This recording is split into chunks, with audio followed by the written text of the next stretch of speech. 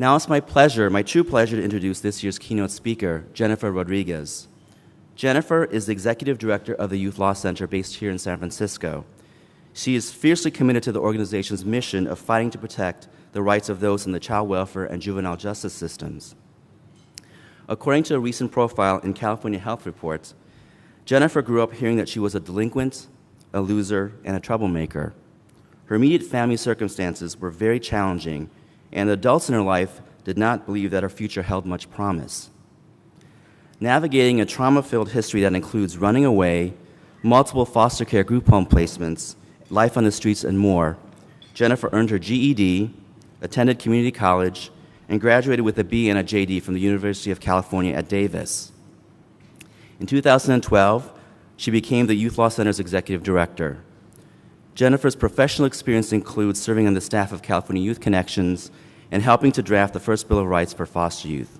So with that introduction, please join me in giving a very warm welcome to our keynote speaker, Jennifer Rodriguez.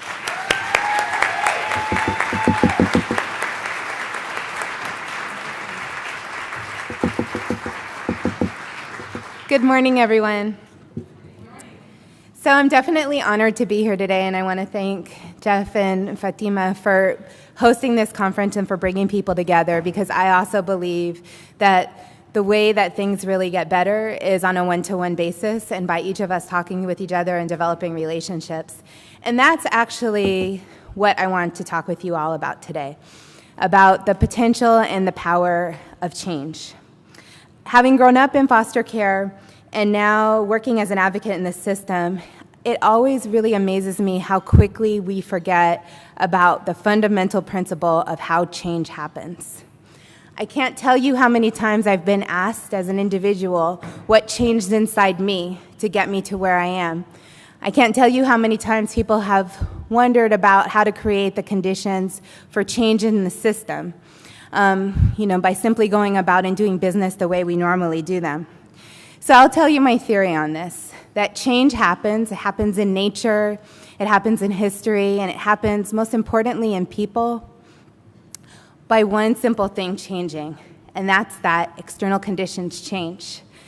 Now, so that sounds complicated, but it's actually really basic. If you think about it, a piece of bread that's left on a counter doesn't turn into toast by itself because it feels like it, because it has a moment of revelation, because it has that turning point, because it's so resilient.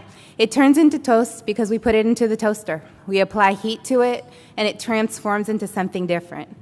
And this is given my own history, given my work, the work that I do, and given the fact, I think most importantly, that I'm a mother, and I think on a daily basis about how to make sure that my children have the life that allows them to maximize all the potentials possible. This is what I want to talk with you all about today. I want to talk with you about change. That is the primary work of the Youth Law Center. Our work is to make sure that every single young person who's in the foster care system, who's in the juvenile justice system, is put in an environment, put into conditions where they can actually grow to meet their full potential. You know, every time I meet a young person, every time I meet an adult who's been through tremendous trials and trauma and then see sort of where they're at in their life now, I'm reminded of just how much I believe in change and about how amazing it is that we as human beings have that ability and that capacity to change so drastically. I think you have all witnessed this in your work, whether you've witnessed it on an individual level with the young people that you work with, some of who I know from looking around in the audience, some of you I have worked with you with individual youth sort of situations, and you've seen them be able to transform their lives given the right conditions. For those of you who are advocates, you've seen change happen drastically. We have been able to do things we never thought were possible. We've been able to ensure that young people can stay in foster care up to the age of 21. We've been able to move in this state towards a system that realizes that keeping young people in institutional group care settings is not the right focus, and that every single young person, no matter whether they are coming from foster care, whether they're coming from the juvenile justice system, that they need families, and that's our goal. Our goal is to get them not into a family-like placement, but into an actual family, that we really need to talk about parents and not placements. because I believe in the infinite powers of change, I also believe in first chances and second chances and 20th chances and 100th chances. I don't believe that as a system we can ever give up, and as individuals, I don't think we can ever give up on each other. I also believe that the trigger for change, both in the system and in individuals, most importantly, that it doesn't lie as much within the young person themselves as it does lie in all of us. We really have amazing powers as mirrors to be able to transform young people's lives. You know, when the adults that are working with young people, when they look at them and they see trouble and they see dysfunction and they see challenge, it's really not surprising that in most cases the young people mirror all of that right back. When we look as adults at those same young people and we see their beauty and their spirit and their resilience and their potential for changing the world, it is amazing how frequently they mirror that back, and they mirror it back more vibrantly than we could have ever imagined. On an individual level, this is how I believe change happens. So I want to talk with you today about two things, about both changing individuals and then secondly about changing conditions. So I want to talk with you a little bit about when I first entered the system, sort of how that ended up playing out in my own life. As you heard from Jeff's introduction and a little bit from my digital story, I grew up with a mom who was mentally ill, paranoid schizophrenic, and a father who was incarcerated. And neither of my parents really had the ability to mirror back anything positive about me as a child. My entire childhood was basically spent taking care of their needs, and in fact, feeling incredibly guilty that I had caused my mom's sickness. That's what I believed in my heart. The storyline that I was told was that when I was born, my mother had a paranoid schizophrenic break, and she was never okay again. And most of my mom's paranoia as a child was directed towards me. So I grew up believing that I was probably the only person on the face of the earth whose mother not only did not love them, but who did not like them either. So what I was getting from all of the adults in my life was nothing that was beautiful or graceful or pleasant in the least bit. When I looked in the mirror, that's what I started to see. I started to see a child who had problems, a child who was not even lovable by their own mom, a child who wasn't capable of doing anything but breaking the things that were placed around her, a child who, unlike everybody else, didn't have a family. At the age of 10, due to circumstances in my family, I ended up running away and coming here to San Francisco and spent the next almost 2 years living on the streets. And you all know when you're 10 years old, there are limited ways that you can support yourself and make ends meet and make sure that you have a place to live at night. And so those things that there were that I could do to make that happen, I did do them. And so this entire time I had a social worker. I was actually responsible enough, nobody pointed this out to me, but in reflection, was responsible enough to call my social worker every single month, called her once a month and checked in with her, let her know I was still alive, I was just fine, and no, I was not turning myself in to go into foster care. Thank you very much. While I continued, in the place where I was living, in the home that I was living, we lived with an older man, and all of us worked for this man in one way or another. And there were many other girls that lived in the home that had run away from foster homes. They had run away from group homes. And so that really did not seem like an alternative that I wanted to pursue. I felt I was better off taking care of myself. So when I finally I had a violent incident when I was 12 and ended up calling my social worker, turning myself in, and entering my first group home. But at that time, I already had an arrest record.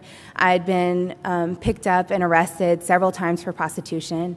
I had lots of behavioral problems. I was used to sleeping during the daytime and being up all night long. I didn't get along well with other people, particularly other females. Had lots of problems. I got along fine with men. I had absolutely no trust for adults whatsoever.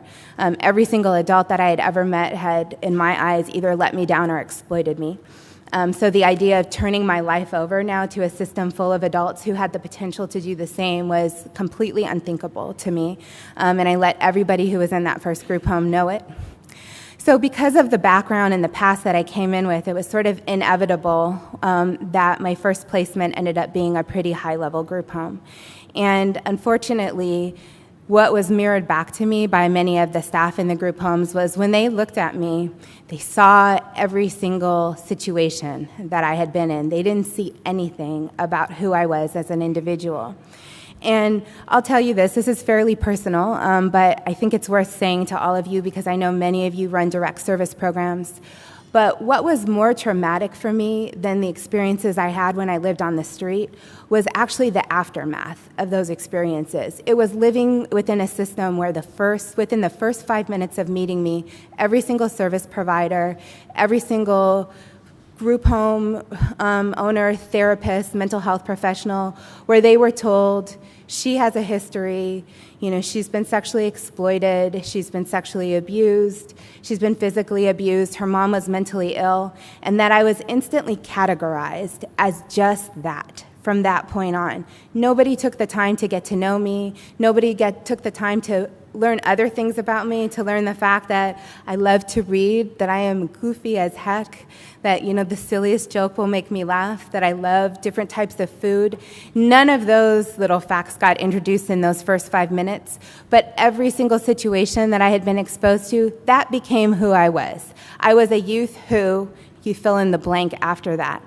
So not surprisingly, back to my point about mirroring, when people looked at me and that's what they saw somebody who was broken. And I can't tell you over the years how many staff people that I lived with in group homes, how many therapists that I had got teary-eyed and said, you must have had such a hard time. You must be having such a hard time. I can't imagine going through all the things that you go through. That's what kept me stuck right there. Was that when people looked at me, that's all they could see, and I could not move on past that. As long as other people saw me that way, I could not see myself any other way. And I'll tell you that I know this now as a mother, because I see how blindly and with full trust my children accept my opinion of them. So when I look at my child and I tell my child, you're the smartest kid I've ever seen, when I look at my daughter and I tell her that she is beautiful and kind, they believe that 100%. They believe that without doubt, and that's how they act. They reinforce those behaviors every single day. And I'm proud to say that as a mother, I'm able to raise my children in that way, but it makes me think about the messages that we send to all of the young people that we work with on a day-to-day basis. When we look at them, we see the trauma, we see the things that they've been through, and we don't see their beauty, we don't see their kindness, we don't see their intelligence, not first and foremost. Those things come after. People say, well, it's a wonder that they all are those things, given that they all are these things. So that was my first experience coming into foster care and my first set of group homes. It didn't get much better from there for me in terms of placement. When I came into foster care initially, I did have a fairy tale in my mind. I really wanted to be in a family initially. I'd never really been in a family. My mom was so sick growing up that I had never experienced anything like sitting down for a family dinner. We didn't have Christmas. We didn't have Thanksgiving. Basically, I was hiding the problems that were happening in my home all the time, never had friends over. And so I would ask my social worker time and time again, will it be possible for me to be in a family? I thought you came into foster care and you got adopted, that that's what would happen. And so I was basically told time and time again in words that I didn't really understand, but I knew the bottom line was that I was not eligible for a family. I would be eligible once I completed a treatment program, once I did steps X, Y, and Z, but right now I did not deserve parents. So as a result, I spent most of my childhood in these institutions not being parented, because even in the best facility, when we have staff people that are there, they can be mentors, they can be supervisors, they can make sure young people are safe, but they do not become the parent who loves you and who looks at you and has a dream for your future, who holds you first and foremost in their heart. Staff person almost never becomes that for a young person unless they step outside their role and do something entirely different. So that was my experience living in these facilities. Now, by the time I got to middle school, the effect and the impact of living in the type of homes that I was living in ended up trickling over into my school environment. And so When I was in middle school, first I was put into a program for at-risk students who were in danger of dropping out, and I actually loved that program because it meant I only had to go to school 2.5 hours a day, and then I could leave campus because they felt like it was better to contain us for 2.5 hours than to have us drop out.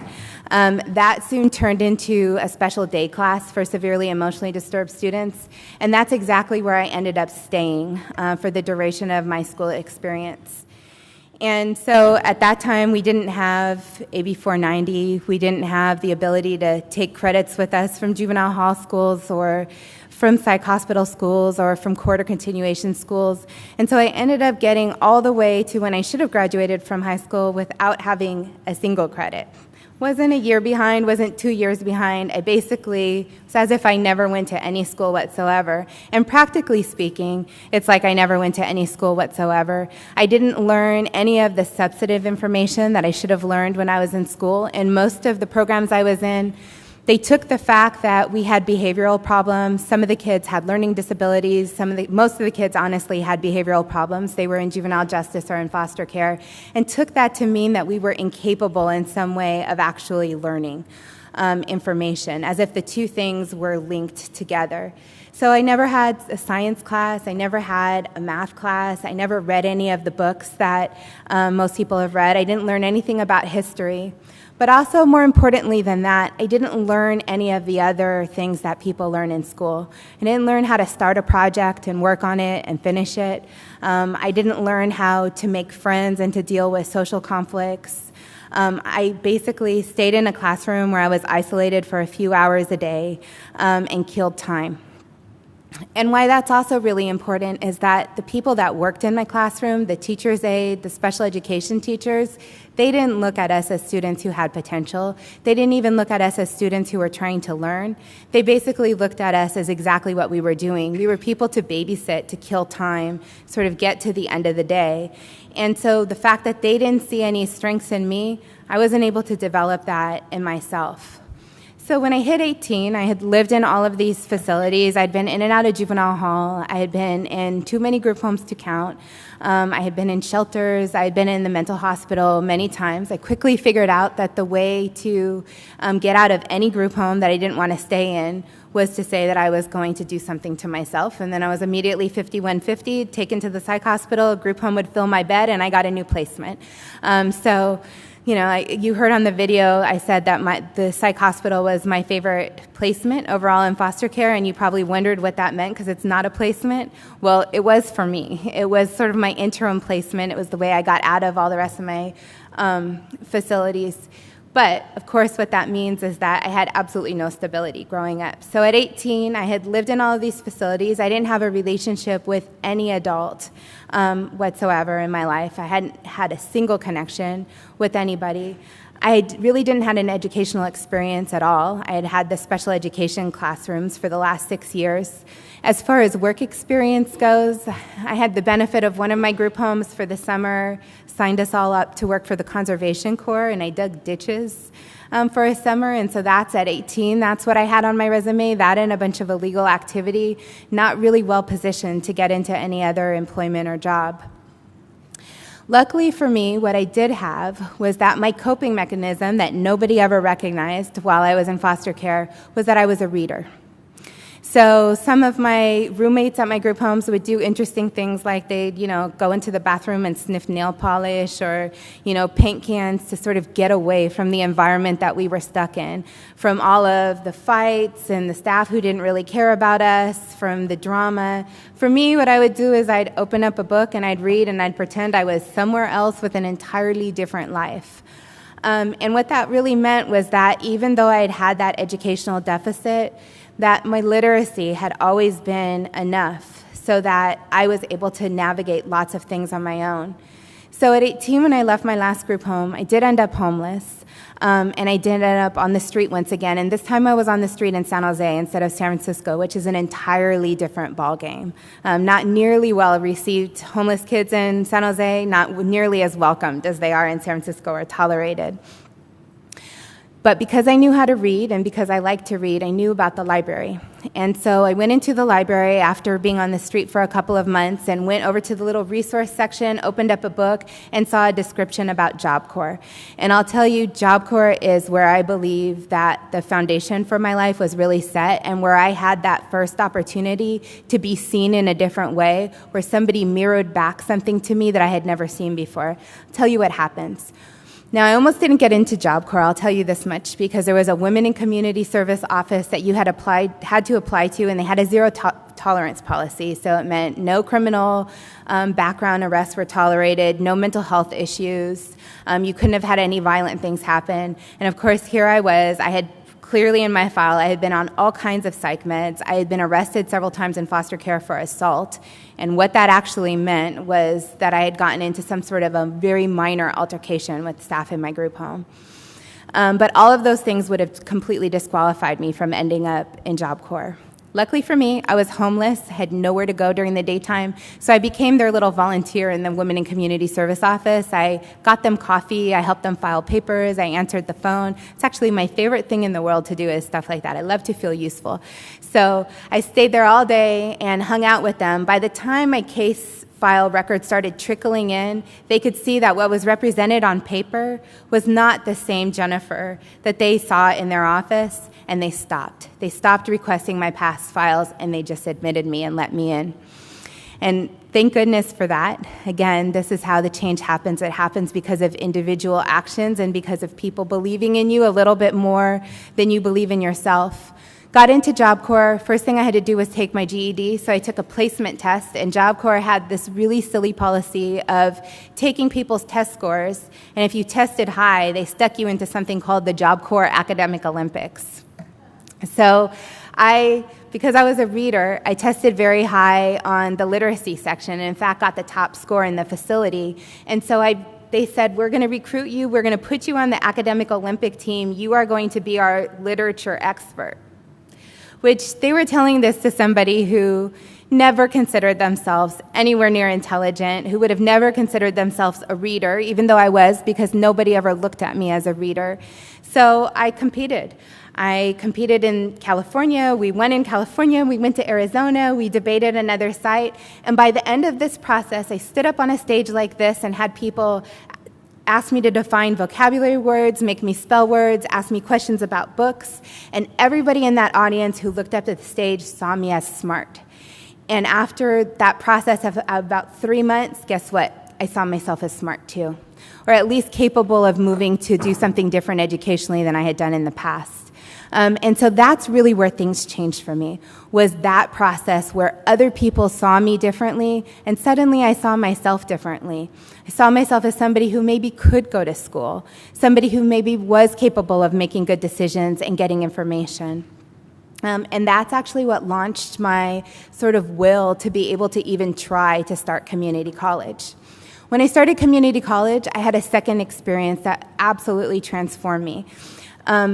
I started community college because I lived in Stockton at the time, and in Stockton I had a GED and was raising a child, and there's just very few jobs that you can get that pay above minimum wage with a GED in Stockton. And so I decided I needed to go get some sort of a certificate, and I went into the community college office and laid out all of the little brochures and picked the one that had the least amount of units, and luckily for me that was a medical assisting program.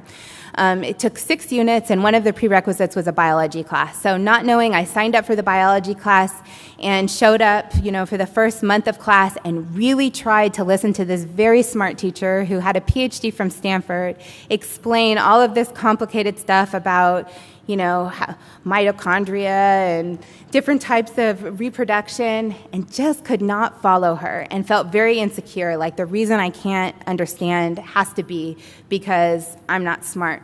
So finally, at the end of the month, I didn't know anything about school, and so I agonized over this. I thought, I'm going to have to drop her class. It's going to really hurt her feelings. She's definitely going to notice I'm gone. I don't want her to take it personally. So I showed up really shaky at her office, like, we need to have a talk. I have something I need to tell you. Cannot stay in your class anymore. And she was insightful enough to ask me why. So I told her, Customary foster care style, I spilled out every single detail, gave her the whole rundown of my entire life in 5 minutes, told her about, all the placements I'd been in, the exact type of classrooms I'd been in, basically every single dysfunction that I had. And luckily for me, again, she was an insightful person, and she didn't respond by getting scared and kicking me out of her office. Instead, she said, I want to make a deal with you. You stay in my classroom to the end of the semester, and if you're failing this class, I'll give you a W, which you're not supposed to do. You're not supposed to withdraw people. And no, it won't hurt you at all, but I think you can do this. And then she told me that her and her sibling had grown up in Canada, and in high school, they had been removed and placed in foster care, and her sibling had ended up in a foster home and bouncing around and having a very similar experience to me, and her high school teacher had taken her in, and so she saw this as an opportunity to pay it forward. Well, I stayed in her classroom for the rest of the semester, and I'll tell you, she was a sneaky woman. I not only stayed in her class, she made me grade her papers, she paid me to come clean her house, even though growing up in foster care, I could not clean a thing. Didn't know how to, had no skills whatsoever, left her big sliding glass window, doors way worse than when I started them afterwards. But basically, she completely immersed me in biology, 24/7. I was on that school campus from the moment I woke up until the evening. That's all I ate, drank, slept, was just biology. I was always in her office. So unsurprisingly, by the end of that semester, I had an A in her class, and I had an A in the rest of the classes too. And that was only because of the way that she saw me. And it took several semesters after that for me to even really accept that. I kept feeling like I was faking it. Like at some point people were going to realize that I was somehow pulling this off in a way that I shouldn't actually be pulling it off. Never really completely shook in that feeling altogether. At some moment, everyone's going to discover I've pulled this major fraud and ended up where I'm at. But it's because so much of what allowed me to do that was her vision of who I was and about my abilities. She believed in me so hard that I ended up believing in myself by the end of that process. And I will tell you, that has been the story of my life. I have consistently had people from the time that I left foster care who have looked at me and put me into shoes that were way, way too big to fill, and who believed in me so hard that I was able to do it. And I know that sounds like magic. It's not, though. It really, really, really works. The next turning point I had, where I had an opportunity to sort of see things entirely different because of the way people saw me, was when I found CYC. So I found the California Youth Connection, actually my second year in community college, and I was thrilled. I was so excited. I had actually grown up feeling like nobody else, other than the kids I was in my group homes with, probably had the same experience as I had. And here there was this organization with hundreds of young people who had been through the same experiences. There were no taboo, who were working on trying to change the system. And that's when I got introduced to advocacy. And I'll tell you, becoming an advocate was the most powerful thing for me personally that has ever happened to me, because it created all the conditions for change that I needed. So I still remember doing my first presentation for CYC. It was to a room full of social workers. It was at UC Davis, and I was so, nervous before I got up there. I couldn't imagine what on earth I would have to say to this room full of people, given that they had always had things to tell me that I didn't have anything to say back to them. And so now I was going to tell them. So I stood up in front of them and started telling them about some of my experiences in foster care. And not only did they listen to me, which they never did while I was in foster care, they all picked up pens and papers and they started to take notes on what I was saying, which I'll tell you, it's incredibly intoxicating to suddenly feel like you are now in a position where you are meaningful, you are useful, you have value, and everything makes sense in that moment. That had been what I'd been looking for basically my entire life. I'd been looking to add value to the world and to have meaning, and I found that as an advocate. I also, standing in front of that room full of people didn't see me as somebody who was dysfunctional. People saw me as somebody who was competent, kind of mouthy, had way too many ideas, talked way too much, and who was pushy for the changes that they wanted. And so I started being called an advocate, and I had never been called that before, but I started seeing myself that way too. I'm actually fairly introverted, shy type of person, but when other people saw me as an advocate, it pushed me in that direction to see myself in that way and to continue down that line. The other thing that happened for me that I think is also a necessary condition for change is it gave me a reason to want things to be different. So I started to see how I could have an entirely different life, where my future could be a future that was completely unlike the future that I had imagined that I had, and I really wanted that. And I had this reason. I felt like there's now a meaning. I'm going to change the world, and I'm going to make sure that other young people who are growing up in juvenile justice, who are growing up in foster care, they never have to experience the things that I experienced, that they never have to go into a juvenile hall and be asked to be their clothes to be taken off and be hosed down when they come in, knowing that that's the worst possible thing that you can experience when you've been in a background where adults have exploited you and taken advantage of you. I'm going to make sure that not one other child gets told that they don't deserve a family, that they're not ready to be in a family or to have parents just yet. Started to feel like I had meaning and my life had meaning. And that gave me a reason to want things to be different and to change. The other thing that happened was purely practical. As I was out there in the world being an advocate, I was introduced to all kinds of people and things that I could have never imagined previously meeting, which meant people met me, got offered jobs, got offered resources for school, started to make connections and network. So it exposed me to completely different conditions than I had previously had. And it was almost like I had this one world sort of at CYC and as an advocate in an entirely different world in my personal life and at home. And that was really important too, because it allowed me some options to know that there were things that were different that were out there. After I left CYC, I worked for CYC for about about 10 years, and then I came to the Youth Law Center. And I'll tell you, the reason I came to the Youth Law Center is because of another individual who really saw something in me that I didn't see in myself, and who sees something in every kid that typically nobody else sees. And that was the past ED of the Youth Law Center, Carol Schofer. My first experience with Carol was actually CYC used to share an office space with the Youth Law Center when I was first a member. And I remember the first time I ever noticed Carol was she was in her office on the phone screaming at somebody. Absolutely outraged. You could hear her across the entire office. And so, of course, I got close to the door and listened to what was happening. There was a county who had children sleeping in office buildings.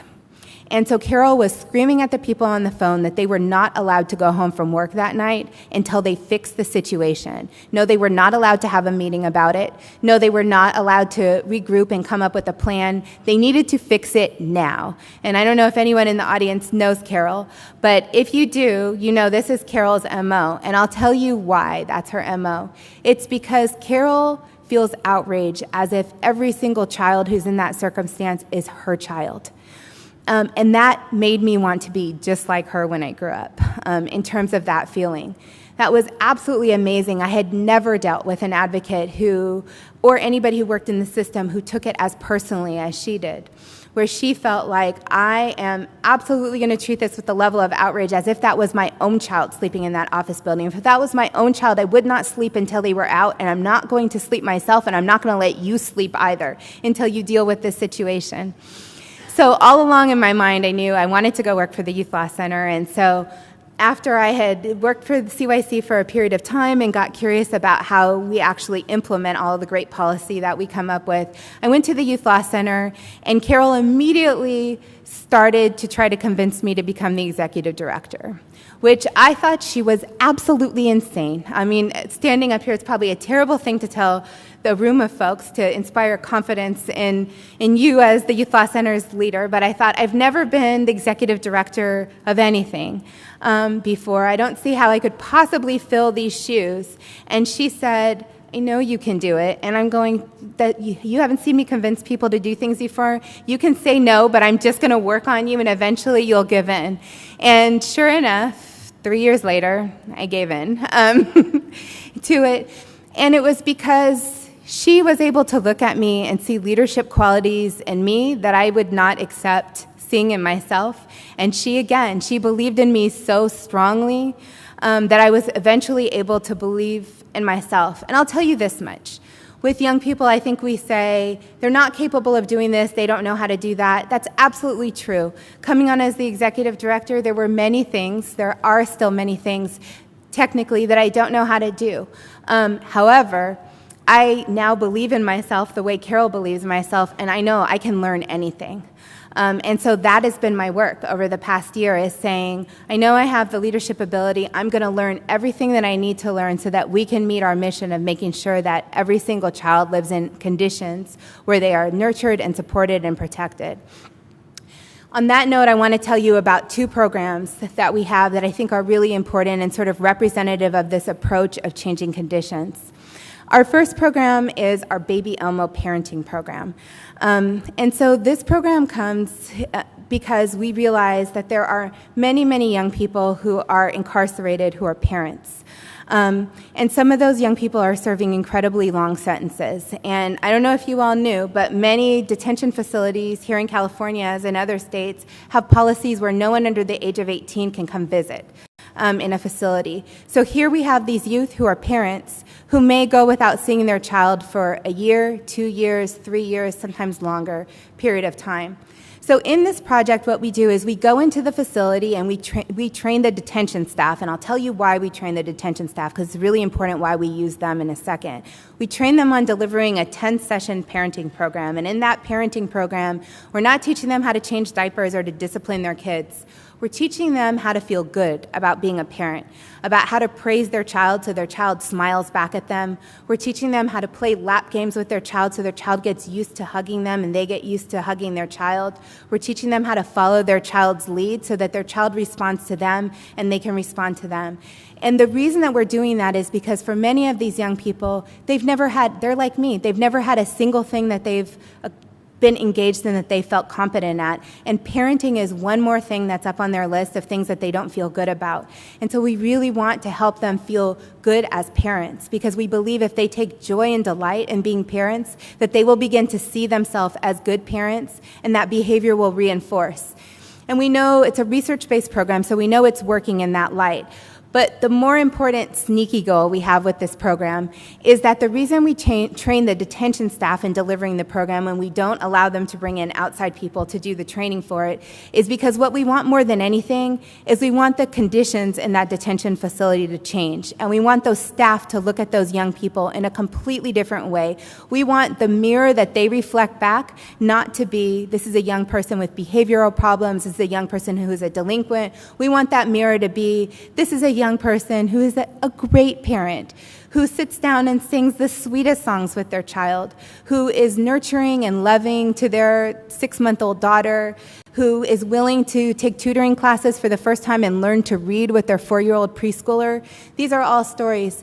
And we are not in easy facilities. One of our facilities is the San Bernardino Juvenile Hall, where young people who have been tried as an adult and are just waiting transfer to an adult facility are tried, and that's one of our most successful facilities. These young men who nobody has ever looked at and seen a single strength, the staff are now in love with those young men. When they look at them, they bring in their toys from their own children. They have birthday parties for them. They celebrate their milestones. They talk about them in the most positive ways. And this is really what we wanted. We wanted to make sure that the conditions that these young people are growing up in, that they change so that they are able to become somebody else, so that they have staff who believe in them so hard that they're able to eventually believe in themselves. We have a similar project where we're working with child welfare systems, and this is called our Quality Parenting Initiative. And in this project, I'll explain the whole thing to you because it sounds entirely unlegal and unlawyerly, and really, it's the core of our mission, why we do this. In this project, what we're doing is we're working with 20 different child welfare counties, 20 different county child welfare departments here in California. We actually also have 2 in Nevada and 16 in Florida as well. And we're going into those counties and we're saying, if you remove a child and place them in foster care, the only thing that really matters after that point is if you are able to provide them with excellent parenting after that. Because if you put them into a home or a facility where they are not nurtured and loved and cared for, we can have the best social worker come and visit once a month in the world. We can get you into the best school placement possible, get you with the best therapy and the best other interventions. But if the person at the end of the day who you live with does not love you, think you're special, and believe in your potential to succeed, we're going to have a very difficult road ahead getting this young person to where they need to be. So our premise is that parenting is the intervention. It is the intervention for every single child who's in foster care. It's the most important thing that we can focus on. And so we're working with these county child welfare departments on saying, what is excellent parenting? How do you reinforce that through your policies and your practices in each and every county? And how can we make sure we get every child into a home where they'll get that excellent parenting? And now what's also really important about that is that, again, what we are really trying to do is we're trying to change, number one, people's perceptions and the way that they not only are looking at the youth, but the way they're looking at the foster parents, because this tenet of sort of looking at people and mirroring back, it applies to it too. And what we know is that many counties, the professionals in the counties, look at foster parents, and when they look at them, they don't see them as these agents of change and these people who have the incredible power to transform the life of a child. Instead, they sort of look at them as a third party, a babysitter, somebody who shouldn't be at the table necessarily, and who's frequently like a pain in their behind. And so we are really trying to change the way that professionals are looking at those foster parents so they understand this is your intervention. This person who's sitting there, they need the best possible training and support, because that parent, we know as parents, we make all the difference in the world. We are the people who can help our child do well in school. We are the people who can make sure that our child has value and self-worth. That's how it happens. You know, sometimes I see classes that are out there for youth in foster care, and the classes are, you know, things like, you know, how to respect your body or how to value yourself as an individual. And I always think, you know, it's nice that people are trying in that way. However, children in foster care, young people, they are just like any of the rest of us. The way that happens, the way you end up finding value in yourself is by other people seeing that value in you and you feeling that and it being real until you're actually able to value yourself, and by being put in situations where you feel there is something to value. Which for me, that's what advocacy gave me. It gave me that feeling that I am valuable, I am useful, I'm important, and I've been lucky enough to have those people in my life who've looked at me and who've seen that value in me, and allowed me to cultivate that and grow that in myself on a daily basis. And so that's what we're hoping happens with our QPI project, is that we move towards a system where every single young person who's in foster care has parent. And I know this is it's a different thought. Frequently, especially when I'm talking with folks in the juvenile justice system, they're saying, well, we're getting them out of the deep end facilities and we're going to get them into group homes in the community, and that's a better spot for them. And my pushback is absolutely not. There's no child. The intervention for challenging behavior and delinquent behavior is not a facility. The intervention is parenting. It's the same intervention that any of us would use if our child was having a hard time. That's where the change is going to happen. It's going to happen in the relationship and the love between two different individuals. And so the question for us as a system is, how do we create that condition so that can happen? And that's what we're really trying to do with our quality parenting initiative. You know, I only have a couple minutes left with you, so I want to stop right there and just say that I want to take a moment of appreciation for everyone in this room who is that agent of change, because no matter what your job title is, actually, whether your job title is you're a direct service provider or you're an advocate or you're an administrator of the program, the truth is what your actual job is to be number one, an agent of change, and then number two, to be that mirror to all of the young people that either you're working directly with or you're thinking about on a day-to-day basis. And I know because you're here that most of you fall into that category of being people who do see the incredible potential, who do see the grace and the resilience and the beauty, and who are working to make sure that every single one of these young people has the chance to excel in the world and to give all of their gifts back to the community, to raise families that are healthy and strong. Really important. So I want to appreciate you all just for a moment. Thank you.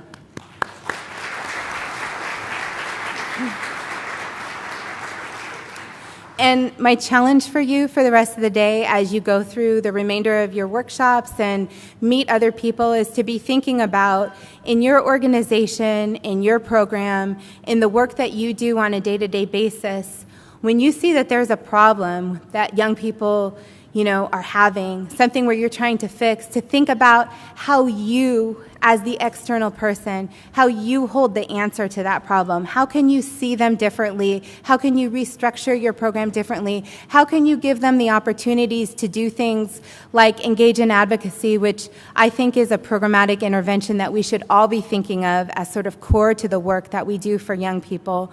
How can you make sure that young people are in a situation where they have someone who's a parent who loves them? It doesn't matter, regardless of whether they're 16 years old or if they're 25 years old. If they don't have that, they need that. So my challenge to you for the rest of the day is to think about, in your own work, what are ways that you can see young people differently so that they can begin seeing themselves differently? What are ways that you can put them into situations where they are in shoes that are way too big to fill, and then believe in them and provide them that support and provide them that mentorship until they can fill those shoes and grow? And really how you can create the conditions so that young people will grow up to meet their full potential. Thank you for your time this morning.